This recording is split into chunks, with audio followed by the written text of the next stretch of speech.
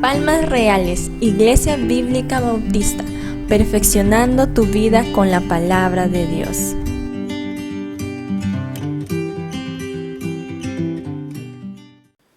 El texto de hoy, mis hermanos, lo que vamos a poder ver en la palabra de hoy, en este capítulo en especial, es que nos mostrará cómo es que Dios dio o da todo, da de su espíritu, da de sus bendiciones, capacita para aquellos a quien llama para el servicio. Y ahí estamos todos aquellos que hemos recibido a Cristo en nuestro corazón, que hemos hecho una decisión de fe. Y es por eso que el título del sermón de esta noche lleva Cuando Dios da todo para nada. Yo sé que el título de repente hay alguien que le causa mucha intriga porque cuando Dios hace algo, ¿acaso es por gusto? No, ¿verdad? Dios no hace las cosas por gusto y no quedan vacías. Eso no es el énfasis del tema. Sin embargo, a lo que quiero que veamos en el texto, lo que vamos a poder ver es que Saúl, mis hermanos, nos vamos a centrar en las acciones de Saúl, fueron para nada. Despreció completamente todo lo que Dios le había dado y le había mostrado. Y el énfasis para nada del título es en las acciones en la vida de Saúl. No en lo que Dios hace, porque todo lo que Dios hace tiene sentido. Todo lo que Dios hace tiene propósito. Sin embargo, las acciones de Saúl son otras cosas. Es muy diferente y es ahí a lo que vamos a poder centrarnos, mis hermanos.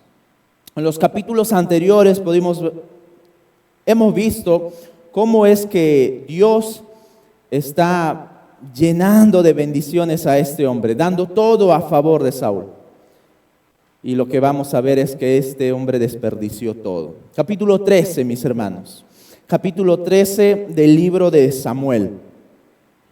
Después de que Dios mostrara a Saúl y el discurso que éste estaba dando al pueblo de Israel, pasó un tiempo de descanso, algunos años muy posiblemente, pero no digamos 50, 40 años, periodos cortos, pueden ser 3 años, 2 años, no sabemos, pero notemos cómo es que ahora vamos a poder ver que un nuevo tiempo, nuevos años, y el pueblo de filisteos, los filisteos, el reino de los filisteos se levantan una vez más contra los israelitas. Esto era una guerra de nunca acabar.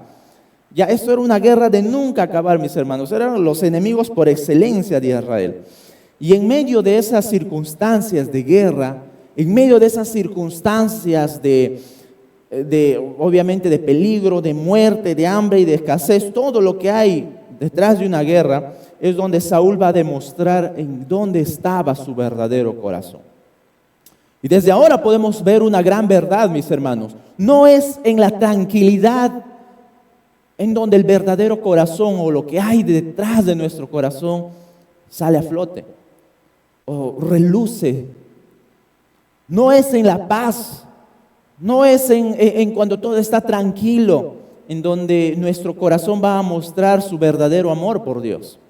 Claro, es fácil agradecer a Dios cuando todo está bonito, ¿verdad? Cuando tienes salud, cuando tienes un buen trabajo, cuando tienes una buena economía, cuando tienes todo a tu favor. Es bonito estar agradecido con Dios y hay que hacerlo, obviamente. Hay personas que teniendo todo eso no lo hacen. Sin embargo, cuando vienen tiempos de aflicción, tiempos de guerra, vamos a ponerlo de esta manera, enfermedades, un cáncer, un tumor maligno, una enfermedad crónica, un accidente, algún caos en las finanzas del hogar que no hemos previsto y donde toda nuestra tranquilidad se derrumba, se desmorona, se da vuelta y estamos en un momento de desesperación y no sabemos qué hacer. ¿Cómo actuamos allí? ¿Cómo respondemos ante esas circunstancias? Ahí es un poco más difícil el poder decir en nuestro corazón, agradece a Dios. Y yo espero que en nuestro corazón, mis hermanos, a través del texto de lo que vamos a ver hoy, podamos en todo momento, en todas circunstancias en las que estemos, a menos que nuestro corazón pueda decir, Señor, gracias. Ayúdame a ser obediente, ayúdame a ser un hijo verdadero tuyo que te obedece aún en medio de las circunstancias adversas que hay. Así que vamos a ver entonces algunos detalles de lo que nos va a presentar el texto acerca de Saúl. Versículo 1. Había ya reinado Saúl 1 año, y cuando hubo reinado 2 años sobre Israel, escogió luego a 3,000 hombres de Israel, de los cuales estaban con Saúl 2,000 en Micmas y en el monte de Betel, y 1,000 estaban con Jonatán en Gabá de Benjamín, y envió al resto del pueblo, cada uno a sus tiendas. Notemos aquí algunas cosas de lo que nos está presentando el texto. Había pasado 1 año y otros 2, se nos dice el texto. No sabemos específicamente, mis hermanos, lo que en este versículo 1 nos quiere decir en la cantidad exacta. ¿Por qué? Porque hay otras versiones que lo traducen de la siguiente manera. Puede revisarlo en la NBI o en la NTV si usted tiene acceso a ellos. Dice, Saúl tenía 30 o aproximadamente 40 años cuando empezó a reinar y reinó 42 años sobre Israel. Nos da un panorama muy diferente a lo que nos está diciendo el verso 1. Esto porque en los textos más antiguos no hay la cantidad como vemos ahí en el versículo 13. Y Saúl 1 año. Simplemente dice año. No hay números en el texto en hebreo. Y es por eso que se presta a un sinnúmero de interpretaciones. Sin embargo, por algunas investigaciones que se hizo, pudo entenderse mejor que Saúl tenía 30 años cuando empezó a reinar. Pero el versículo 2 nos da otro detalle, que ya tenía un hijo, el cual dirigía una muy buena cantidad de hombres. Un niño no puede dirigir una cantidad de hombres. Así que por esa razón hay algunos investigadores, hay algunas traducciones que comentan que Saúl probablemente empezó a reinar cuando tenía 40 años. Y a los 20 años es que él tuvo a su hijo Saúl, y Jonatán aproximadamente ya tenía 20 años. Ya era como un hombre grande como para reinar o gobernar, un ejército tan grande como 1,000 personas. Entonces ahí para que ustedes puedan ver esta interesante dato sobre todo sobre el texto del versículo número 1. Saúl aquí podemos hallarlo entre sus 45 años aproximadamente, sirviendo a Dios y ahora enfrentándose a un ejército. Y la verdad aquí, sea cual año sea, eso no nos causa problemas, sino que Saúl se prepara para la guerra. Él agarra 3,000 hombres y da a su hijo Jonatán 1,000 hombres para que vaya a otro lugar, porque era tiempo de enfrentarse contra los filisteos. Y acompáñenme una vez más en el versículo 2. Escogió a 3,000 hombres, de los cuales estaban con Saúl 2,000 en Micmas y en el monte de Betel. Y 1,000 estaban con Jonatán en Gabá de Benjamín. Y envió al resto del pueblo cada uno a sus tiendas. ¿Por qué Saúl se dio el lujo, mis hermanos, de mandar al resto de las personas de su ejército a sus casas? Ya podemos ir viendo aquí que Saúl no estaba prestando atención a todo lo que va a ver ahora frente a la guerra. Esto nos muestra torpeza de parte de Saúl. Digo, porque te estás enfrentando a una guerra, no puedes darte el lujo de mandar hombres a casa. Te estás enfrentando a un ejército que comúnmente tiene bastantes personas, bastante gente, luchadores, y los mandas a casa. Al parecer una torpeza en el lado de la estrategia. Pero, ¿qué es lo que va a pasar aquí en la vida de Jonatán ahora? Versículo 3. Y Jonatán atacó a la guarnición de los filisteos que había en el collado, y lo oyeron los filisteos. E hizo Saúl tocar trompeta por todo el país, diciendo: Oigan los hebreos, esto era un llamado a toda la nación, alerta, atención a todos, es tiempo de salir a la guerra. Saúl siguió a su hijo para hacer la guerra. Versículo 4, y todo Israel oyó que se decía, Saúl ha atacado a la guarnición de los filisteos. Y también que Israel se había hecho abominable a los filisteos. Y se juntó el pueblo en pos de Saúl en Gilgal. Una vez más, este lugar tan importante para Israel. Capítulos atrás veíamos que Gilgal fue un lugar estratégico para que Saúl pueda reivindicar el reinado de Saúl. Samuel estuvo allá, llamó a toda la gente, hizo un llamado nacional. Este es su rey. Dios ha puesto a este rey, este es su ungido y a él tienen que obedecer. Y ahora Saúl está llamando a todas las personas al mismo lugar para levantarse en guerra. Mis hermanos, el ataque que ahora Jonatán está haciendo al pueblo, no solamente estaba poniendo a prueba aquí a Saúl para que pueda demostrar ahora su verdadero corazón. Esta guerra que estaba llevando a cabo su hijo Jonatán iba a mostrar el verdadero corazón de su padre Saúl. Saúl hasta ahora está entendiendo lo que está pasando. Pero mis hermanos, justamente lo que vamos a ver en esta noche es que Dios va a mostrar por medio de dos sencillas cosas lo que Dios hizo. Número uno, ya lo hemos visto, Dios dio todo, le capacitó.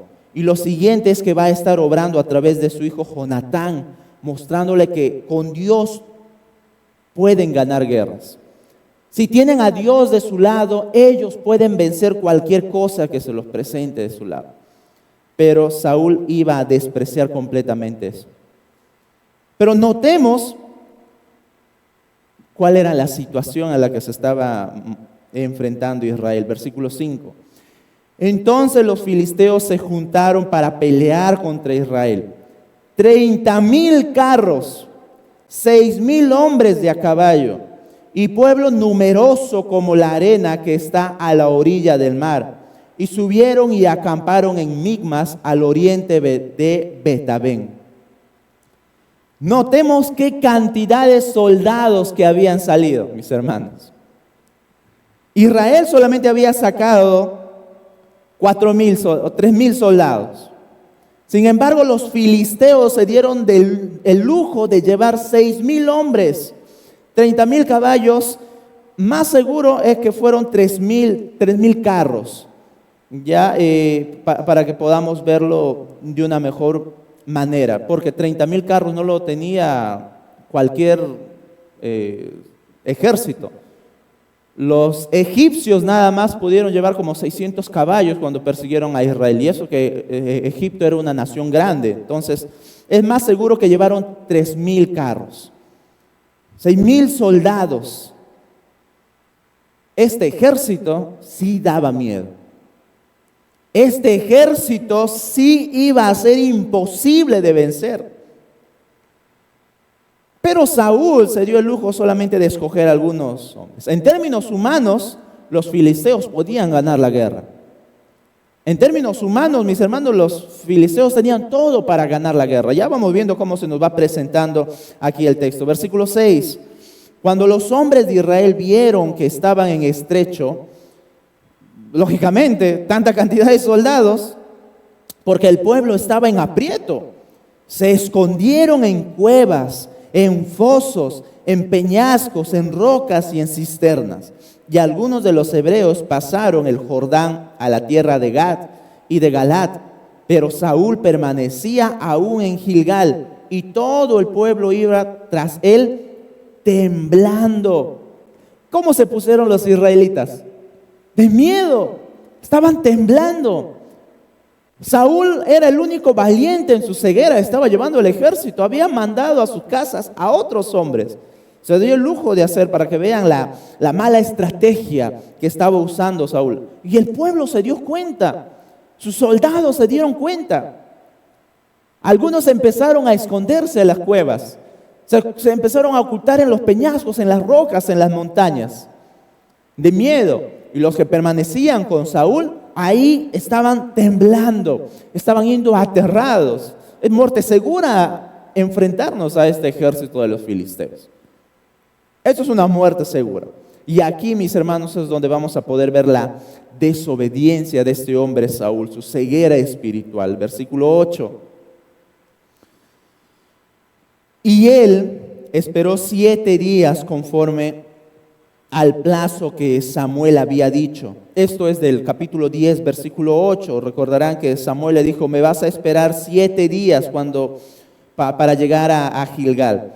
Pero Samuel no venía a Gilgal y el pueblo se le desertaba. Entonces dijo Saúl, traedme holocausto y ofrendas de paz. Y ofreció el holocausto. Y cuando él acababa de ofrecer el holocausto, he aquí Samuel que venía. Y Saúl salió a recibirle para saludarle. Noten, mis hermanos, lo que está pasando aquí. ¿Cómo es que este hombre se atrevió a desobedecer a Dios? El mandato de Samuel, fue muy claro. Acompáñenme al versículo 8 del capítulo 10, por favor. Note cómo Samuel le está advirtiendo aquí a Saúl. Luego bajarás delante de mí a Gilgal, entonces descenderé yo a ti para ofrecer holocaustos y sacrificar ofrendas de paz. Espera, ¿cuánto? 7 días hasta que yo venga a ti y te enseñe lo que has de hacer. Sin embargo, Saúl no hizo caso, mis hermanos, porque el pueblo estaba entrando en pánico. Y él también, porque todo su ejército estaba desertando. Él se iba a quedar solo en la batalla. Sin embargo, Dios estaba utilizando estas circunstancias para probar el corazón de Saúl. Eso sí era claro. Dios estaba utilizando estas circunstancias para que ese corazón de Saúl sea revelado, mis hermanos. Y aquí es donde observamos su torpeza. Versículo 9, como ya lo hemos leído. Entonces Saúl dijo, traedme holocaustos y ofrenda de paz. ¿Y qué es lo que hizo? Lo primero que Samuel le dijo que no haga. Él ofreció holocausto. Mis hermanos, Saúl no estaba apto para hacer ese holocausto. Saúl no era el indicado para llevar a cabo ese acto de adoración a Dios. Para él estaba prohibido hacer eso, porque había un hombre, Samuel, o los sacerdotes. Es muy probable que la familia de Elí, recuerden que Elí tuvo un nieto antes de morir. ¿Se acuerdan cómo se llamó? Icabod. En el capítulo 14 lo vamos a ver actuando aún más claramente a este hombre, o de su familia, sus hijos. Es más probable que estuvieron allí, pero este hombre, Saúl, se adelantó. No esperó a que llegara el profeta de Dios. No solamente fue un capricho de parte de Samuel que le dijo, no hagas nada de eso por si acaso. No, fue un mandato mismo de Dios. Lo que Saúl estaba desobedeciendo no era solamente las palabras de Samuel, era, mis hermanos, la palabra de Dios. Él estaba desobedeciendo lo que Dios había ordenado directamente que no lo haga. Y miremos la reacción aquí en el verso 10. Y cuando él acababa de ofrecer el holocausto, he aquí Samuel que venía, y Saúl salió a recibirle. ¿Para qué? Para saludarle. Note, ¿quién se le apareció aquí? Samuel. Justo cuando él estaba acabando de hacer el acto de adoración que no le correspondía, aparece el hombre de Dios, el profeta, mis hermanos, para sobre todo mostrarle su pecado. Mis hermanos, si el Señor sabe lo que hacemos y busca las formas para mostrarnos que estamos mal. Por si acaso, Samuel no fue una coincidencia que llegó al final, porque la exactitud de las palabras que usa el escritor o el Espíritu Santo sobre todo, y cuando acababa de ofrecer el sacrificio, llegó Samuel. No fue casualidad, por si acaso. Dios había preparado todo. Dios había preparado todo para que Samuel llegara en ese momento. Dios lo había establecido de esa manera. Y Samuel llega sobre todo para mostrarle que la forma que él había actuado en ofrecer ese sacrificio estaba mal, estaba en pecado. Lo manda para encarar a Saúl, para que pueda entender, mis hermanos, que no debió haber hecho así. Pero notemos la reacción de este hombre, de Saúl. ¿Qué hizo él? El versículo 10, el último final. Y Saúl, en la parte final, y Saúl salió a recibirle. ¿Para qué? Para saludarle. Ese saludo bien fingido, ¿no? Cuando haces algo y te encuentras, ¿qué tal, hermano? ¿Cómo estás? No sabemos cómo habrá sido la acción de este hombre Saúl en ese momento. Lo primero que él debió de hacer es, Samuel, perdóname, pero me adelanté, pedir perdón. Pero él lo que hace es saludarle. Él debió de arrepentirse en ese momento, mis hermanos. Debió de caer de rodillas en ese momento. Porque nota cómo lo confronta Samuel en el versículo 11. Entonces Samuel dijo, ¿qué has hecho? Y Saúl respondió, porque vi que el pueblo se me desertaba y que tú no venías dentro del plazo señalado y que los filisteos estaban reunidos en Migmas. Me dije, ahora descenderán los filisteos contra mí a Gilgal y yo no he implorado el favor de Jehová. Me esforcé pues y ofrecí holocausto. ¿Cómo actúa este hombre, mis hermanos? Samuel va y le confronta directamente para hacerle entender la gravedad de su pecado. ¿Qué has hecho? Es la misma pregunta que Dios le hace al hombre en el Edén. ¿Qué has hecho? Es la misma pregunta que le hace a Caín. ¿Qué has hecho? Y aquí es la misma pregunta que Dios le está haciendo a Saúl. ¿Qué has hecho? Uno creería que escucharía arrepentimiento, lágrimas de perdón, pero no. Él busca la forma de escudarse, justificar sus actos, mis hermanos. Busca la forma de que sus acciones sean justificadas para mostrarse él como, yo por acaso no tuve la culpa, porque lo que él está diciendo es decirle a Samuel, tú te has demorado por si acaso, Samuel. No he sido yo he actuado bien. El pueblo se me desertaba y yo tengo que tomar las acciones, yo tengo que resolver el conflicto. Como buen líder, como comandante y jefe del ejército del Estado de Israel, yo tuve que actuar completamente. Él se estaba escudando en sus acciones, mis hermanos. Y la forma en cómo él empieza a justificarse es, primeramente, el pueblo se estaba yendo. El pueblo estaba desertando. Estaba quedando sin ejército, Samuel.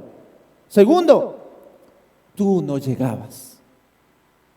Tú no llegabas. La culpa lo tienes tú. Ya son 7 días y no llegas. Tú no llegabas. Y como vimos en el verso 12, los filisteos ahora van a venir a atacarme.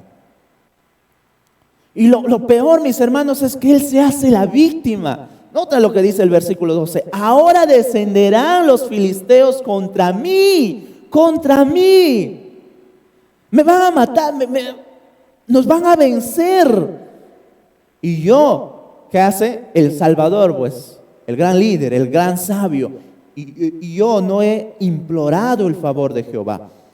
Me esforcé. Me esforcé. Pues y ofrecí holocausto. Noten la soberbia, mis hermanos, de este hombre. Noten el orgullo de este hombre para actuar ante Dios. Se hace la víctima, como dice el meme. Justifica sus acciones. Justifica para, mis hermanos, decir, yo por si acaso no tengo la culpa, Samuel. Pero lo que él no sabía, que le estaba echando la culpa directamente a Dios. Fue lo mismo que hizo Adán. ¿Qué dijo Adán? La mujer que me has dado. La mujer que me has dado. No le está echando la culpa a Adán. Tú me has dado a esa mujer. La culpa le está haciendo directamente a Dios. Tú te has equivocado, Señor. Y lo mismo está haciendo aquí Saúl, mis hermanos. Noten ese patrón para la desobediencia, que somos como pecadores mostrando nuestro corazón. Y Saúl lo está haciendo igualito, mis hermanos. Es como si tuviéramos como seres humanos un guión para la desobediencia. Un guión para la desobediencia. En la consejería, cuando llevamos cursos de consejería, siempre nos enseñan, hay patrones para entender cuando alguien no está diciendo la verdad. Hay patrones cuando alguien está mintiendo y uno tiene que estar bien atento a esas señales. Pueden ser palabras, pueden ser acciones, pueden ser movimientos, miradas o algunas otras cosas, nervios y otras cosas, ¿verdad? La forma en cómo lo está describiendo aquí, ¿cuál es el patrón que está usando Saúl? Sus palabras, sus acciones, justificación. Justificación, mis hermanos. Claro, él se está viendo como el culpable, pero yo pues me vi usado a actuar. Tengo que resolver el problema, tengo que resolver el conflicto. ¡Qué gran líder!, ¿verdad? Hay que aplaudirlo, qué tremendo líder, cómo resuelve el conflicto. Y eso es obviamente como se enseña normalmente en lugares de trabajo. ¿Sabes resolver conflictos? ¿Cómo eres ante los conflictos? ¿Te agobias? ¿O eres capaz de tomar la iniciativa para resolver? ¿Cómo eres? Bueno, acá Saúl está demostrando al menos eso. Uno podría decir, qué hombre actuó correctamente ante la presión. Indicado para los trabajos de mucha estrés. Samuel, ¿cómo es posible que le estés reprochando a este hombre? Si él actuó bien, ¿no estás viendo? Tú estás equivocado, Samuel, él actuó bien. Podríamos hasta incluso estar recriminando a Samuel por las palabras que le dice. Mis hermanos, la acción y palabras de Saúl es manipulación aquí. No es una muestra de su gran liderazgo, es una muestra de su gran torpeza como líder.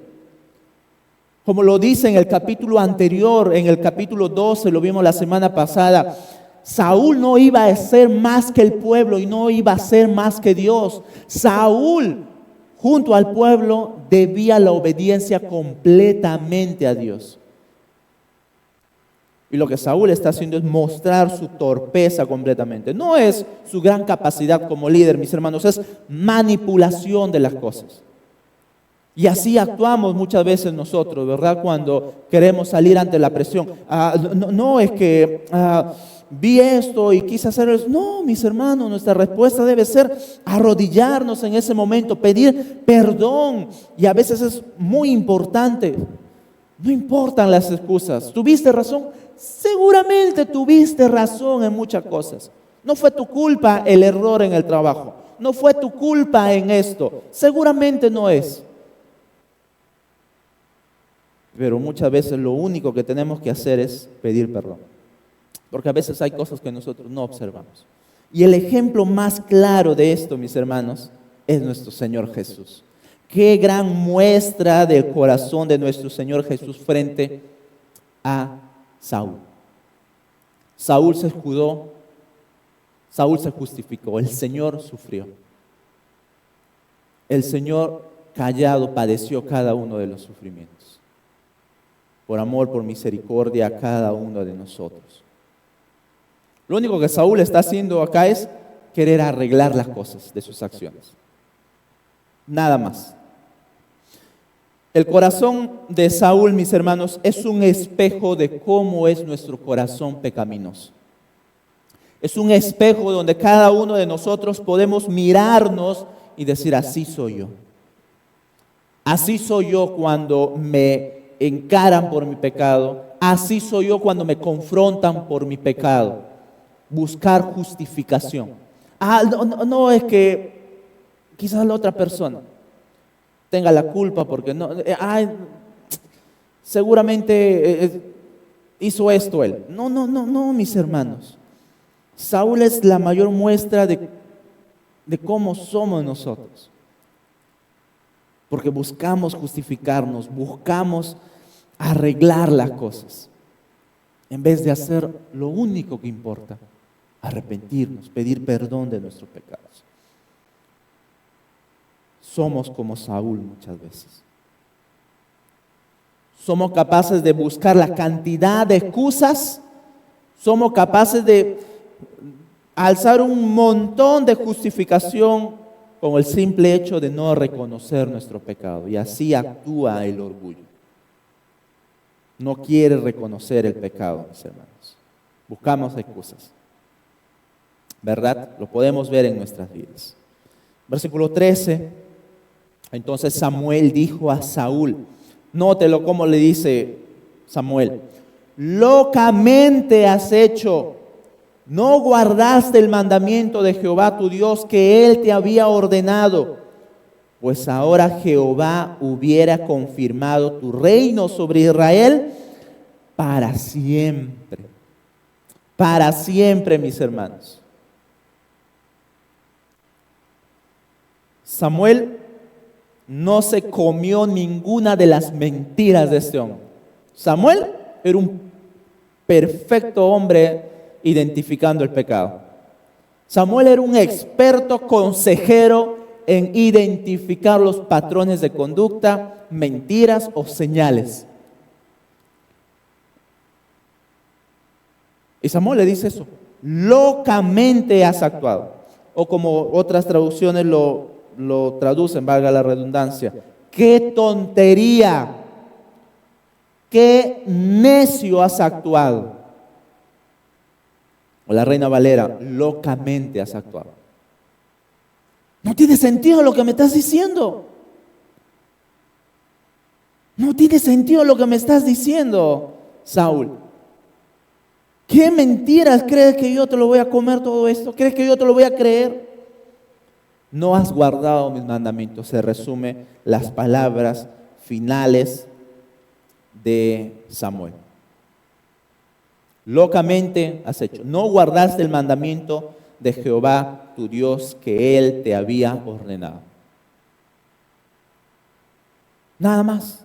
Fueron las palabras de Samuel. Parece que Saúl viene de esa línea de consejeros como el pastor Fernando, ¿verdad? Has hecho mal, hace esto, listo. Se acabó el tiempo de consejería. Mostrarte tu pecado, nada más, arrepiéntete y listo. Nada que ven, acá 3 horas en consejería. No, acá de frente al grano, de frente a la yugular. ¿Has actuado mal? Arrepiéntete. Listo. Déjame seguir estudiando la palabra de Dios. Y es lo mismo que está haciendo, al menos Samuel aquí, mostrarle su pecado. Porque eso es lo que importa, mis hermanos. Es que Saúl o nosotros podamos entender nuestro pecado, que estamos mal, que nos arrepintamos cuanto antes y no buscar justificación. Ay, sí, te entiendo, pobrecito, mira cómo has estado. Ay, sí, has actuado. No has guardado la palabra de Dios. Has desobedecido a Dios. Has actuado como un necio. Y las consecuencias del pecado, mis hermanos, son claras. Son claras cuando desobedecemos a Dios. Son claras cuando desobedecemos a Dios. Para Saúl fue claro. Pues ahora Jehová hubiera confirmado tu reino sobre Israel para siempre. Qué gran bendición lo que se estaba perdiendo, lo que se perdió Saúl. Una cosa pudiste haber hecho, obedecer a mi palabra, pero no lo has hecho. Mis hermanos, nosotros podemos pecar y revolcarnos con el pecado que podamos hacer, pero las consecuencias tú no las pones. Tú no las pones. Las consecuencias, el castigo, la disciplina las pone Dios. Y pueden ser las más severas para nuestras vidas. Para Saúl fue eso. Seguramente, como todo hombre, añoraba para que sus hijos y los hijos de sus hijos, y que su nombre, su apellido permanezca para la historia de Israel, como el hombre y la familia que Dios escogió para el reino. Pero Samuel le está dando una enorme noticia, como un baldazo de agua para él está quedando. ¿Qué significaba esto? Que hubiera confirmado su reino, versículo 14. Mas ahora tu reino no será duradero.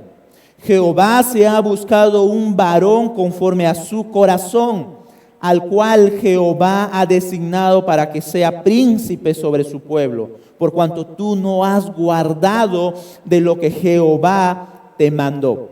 El reinado, mis hermanos, de Saúl no iba a ser duradero. Se perdió una de las más sublimes bendiciones de Dios. Y Yahvé, Jehová, Dios, el Señor de los ejércitos, se había buscado un hombre que realmente sea conforme a su corazón. Mis hermanos, esto nos muestra las consecuencias del pecado. El pecado puede afectar nuestro servicio, el presente al futuro, mis hermanos. El pecado de Saúl fue así, afectó su servicio a Dios. En el presente, Él lo hizo para su futuro. Y qué gran verdad para nosotros, para que podamos absorber y tener en cuenta en nuestras vidas. El pecado afecta, mis hermanos, tu servicio, tu vida en el presente y en el futuro. No seas como Saúl, desobediente. No te creas mejor que Dios. Saúl acá estaba demostrando que sabía más que Dios, que sus acciones tenían mucho más razón que el mandato de Dios de obedecer. Eso es lo que estaba pasando aquí. Verso 15, por favor, avancemos.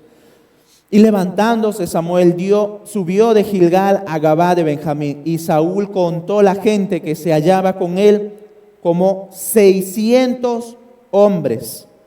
600 hombres. Saúl pues y Jonatán su hijo y el pueblo que con ellos se hallaba se quedaron en Gabá de Benjamín, pero los filisteos habían acampado en Migmas. Al parecer ya muchos hombres, no al parecer, ya bastante gente ya había dejado a Saúl, lo había abandonado, había salido huyendo. Pero lo que estamos notando aquí es que a Saúl ni le interesa las palabras de Samuel. Ni le interesa lo que Samuel le acaba de decir, mis hermanos. Le entró por un oído lo que le acaba de decir Samuel, pero le salió por el otro al instante. Porque si el versículo anterior nada más, versículo 14, le está diciendo, no has guardado la palabra de Dios, Él te ha despojado de tu reino, tú no vas a hacer esto, has perdido la bendición, esto. Y al versículo siguiente se levantó, 16, Saúl pues y Jonatán y su hijo se levantaron y se fueron a la guerra. Se da cuenta que a Saúl ni siquiera le importó lo que Dios le estaba diciendo por medio de su profeta. No le importó las palabras de Dios, mis hermanos. Cualquiera en ese momento se arrepiente, se cae de rodillas y pide perdón a Dios. Qué palabras, ¿verdad? Acabo de perderme las más grandes bendiciones de Dios, por favor, perdóname, Señor. Mis hermanos, notemos que hasta aquí no hay arrepentimiento de parte de Saúl. Qué soberbio, qué orgulloso, qué hombre tan duro de corazón. Y así lo vamos a ver hasta el final de sus días. Nunca lo vemos arrepentirse. Y eso es pues por eso que creemos que Saúl nunca fue un hijo de Dios, nunca fue un creyente. Todo lo contrario, si Dios nos permite, la próxima semana, domingo 25, si no estoy mal, vamos a poder ver cómo su hijo sí actúa como un hijo de Dios, como un siervo de Dios, mis hermanos. Saúl se fue a la guerra como si no le importara las palabras que Dios le ha hecho. Dios acaba de emitir un juicio contra su vida y a él le importa un pepino. Le importa un pepino lo que Dios le haya dicho. Por eso es que Dios se buscó un hombre en su corazón. Un hombre conforme al corazón de Dios es un hombre que se arrepiente. Es un hombre, mis hermanos, humilde de corazón. Es un hombre que entiende las cosas que desagradan a Dios. Y ese tipo de hombre es el que Dios estaba buscando. Y eso es lo que Dios le está diciendo a Saúl. Dios se ha buscado un hombre conforme a su corazón. No como el tuyo, orgulloso, soberbio, que ni te arrepientes. Obviamente haciendo énfasis en David, que llegaría capítulos más tarde. Un hombre conforme al corazón de Dios es uno que se arrepiente, que si Dios le está mostrando su pecado, se arrepiente, mis hermanos. Es un hombre humilde de corazón, que no es orgulloso, que escucha las palabras de Dios y que obedece a su Señor. Entiende las cosas que desagradan a su Señor y obviamente no las hace.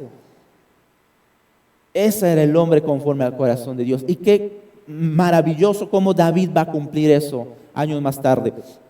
David no era un hombre perfecto, pero sí era un hombre conforme al corazón de Dios.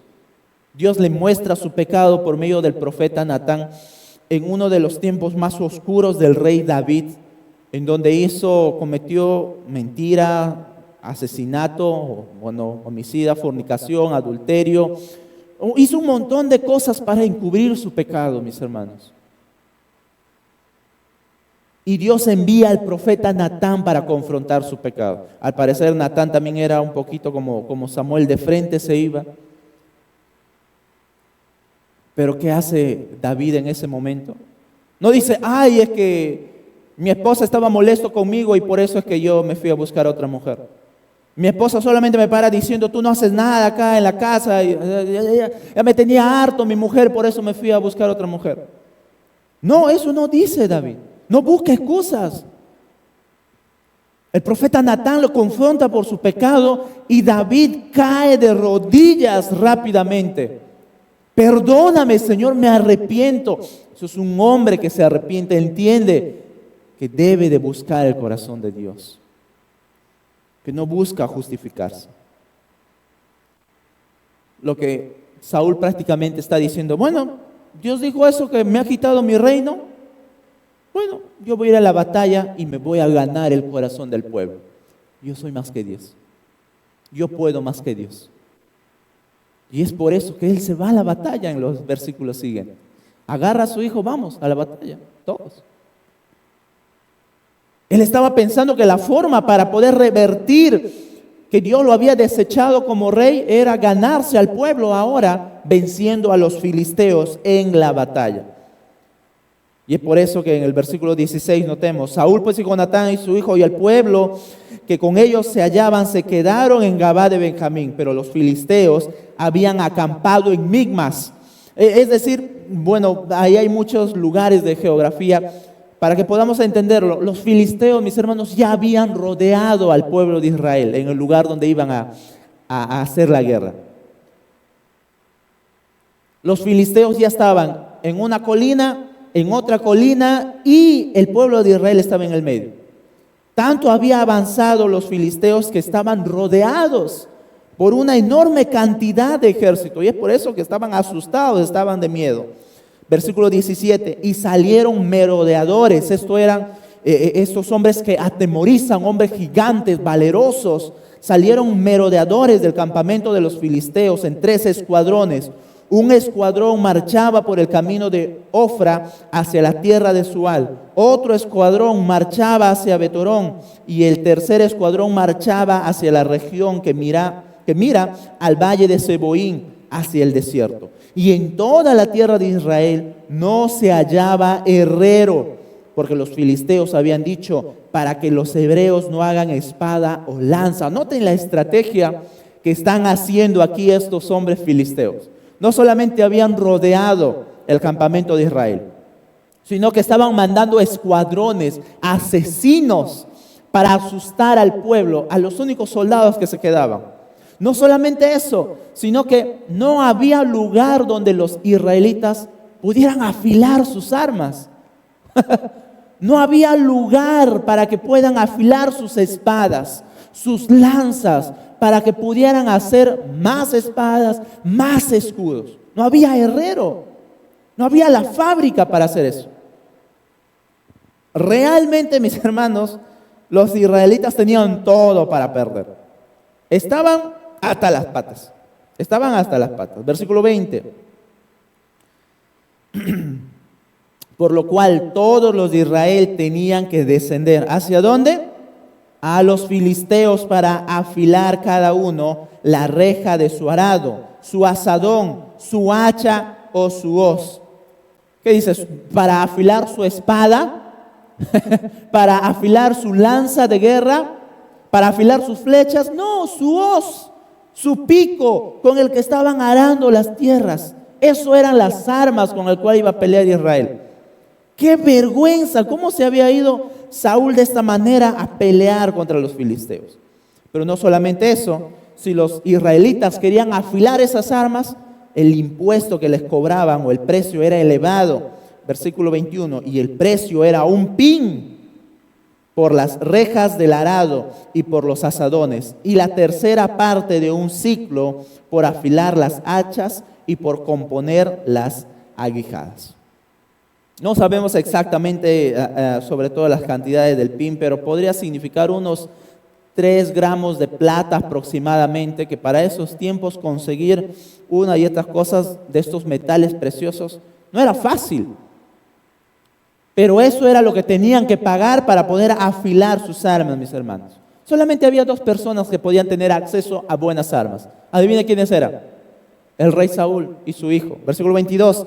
Así aconteció que en el día de la batalla no se halló que espada ni lanza en mano de ninguno del pueblo que estaba con Saúl y con Jonatán, excepto Saúl y Jonatán su hijo, que las tenían. Y la guarnición de los filisteos avanzó hasta el paso de Migmas. Una vez más, para atemorizar todo lo que está pasando aquí. ¿Qué no quiere decir, mis hermanos, el texto para ir finalizándose? Que era imposible de ganar a los filisteos. A los ojos humanos, mis hermanos, era imposible de ganar a los filisteos. No hay posibilidad de ganar sin la ayuda de Dios. Eso es lo que el texto nos está diciendo. Sin Dios, Israel iba a perder, iba a desaparecer, iba a ser destrozado completamente, mis hermanos. Alguien dijo en el cual estoy siguiendo alguna hilación de lo que está viendo en el texto también, dijo lo siguiente: lo que Saúl está pretendiendo hacer y lo que hizo anteriormente es resolver la situación.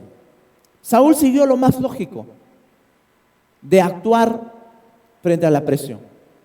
Eso era lo más lógico, lo más razonable ante las circunstancias. Y eso es lo más lógico hasta para nosotros, resolver ante las circunstancias el conflicto.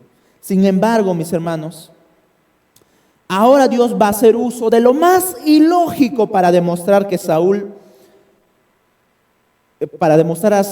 que Dios no necesita de ejércitos para ganar una guerra. Esto es lo que Dios le quiere demostrar a Saúl. Él no necesita de ejércitos para ganar una guerra, pero Saúl lo que más quería era ejércitos para ganar la guerra y para demostrar que él iba a ser rey. Y sus acciones de salir a la guerra, de desobedecer a Dios, haciendo el holocausto, el sacrificio y todo ello, lo iba a ser capaz. No le importara si desobedecía a Dios. No le importara si no obedecía el mandato de Dios, mis hermanos. Él quería ser el hombre que resonara por sobre todos los hombres. No le importaba el nombre de Dios.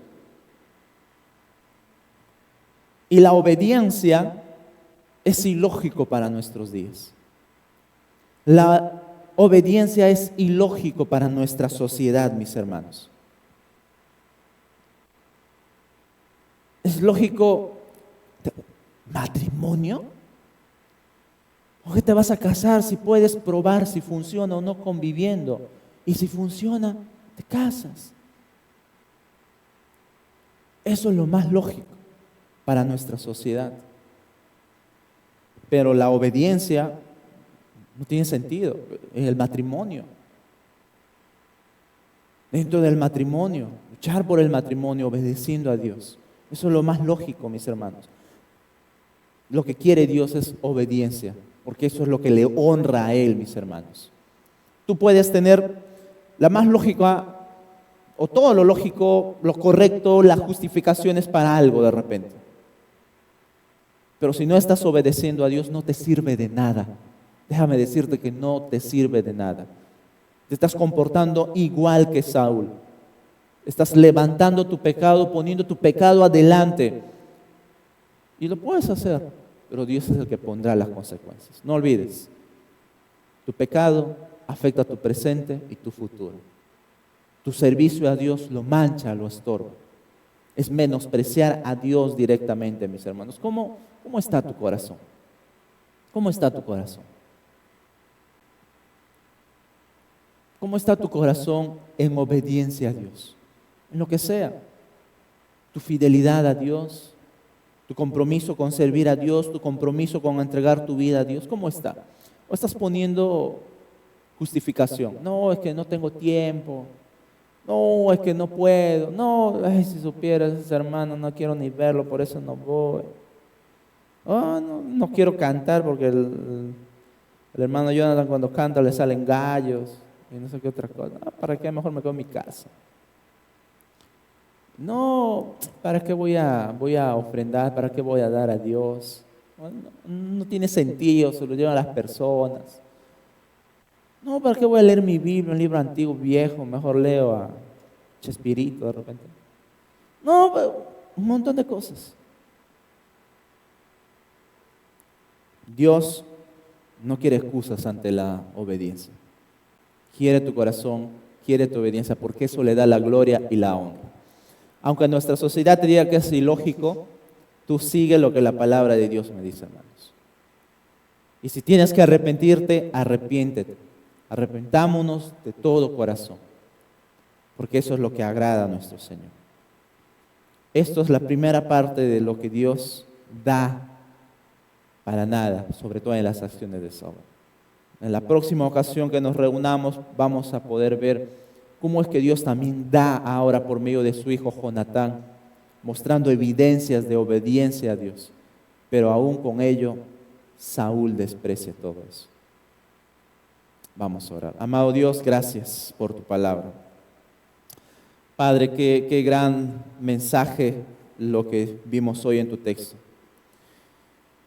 Qué maravilloso es poder ver cuando tú llamas a tus hijos al arrepentimiento, al perdón, Señor, a la entrega.